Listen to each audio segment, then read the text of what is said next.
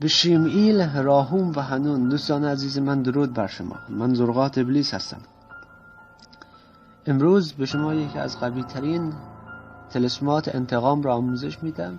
طلسمی بسیار قدیمی، طلسم قدیمی است، در میان کتب طلسمات هندی بوده، ولکن من اینو تکامل دادم، خیلی قوی تر کردم، به شما تقدیمش میکنم.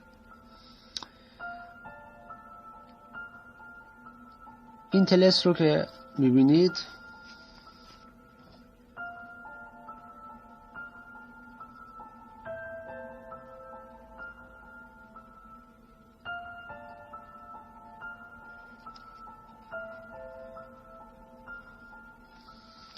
امیدوارم که واضح بوده باشه.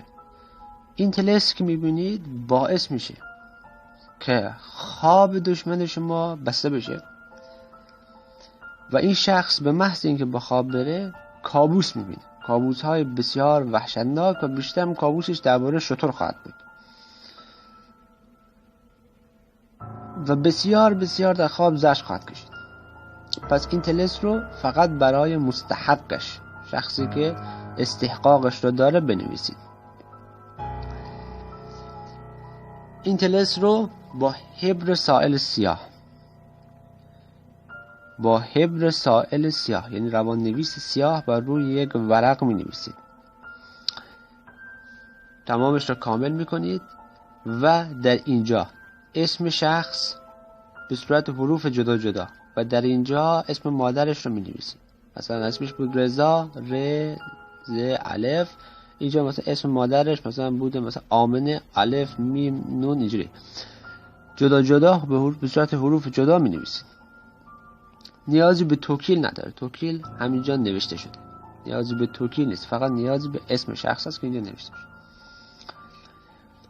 بعد این رو بخور میدید به بخور مغل ازرق و کندر، مغل ازرق و کندر. زمان نوشتن سه‌شنبه وقت غروب خورشید، سه‌شنبه وقت غروب خورشید. اسراف و تحسین سفلی.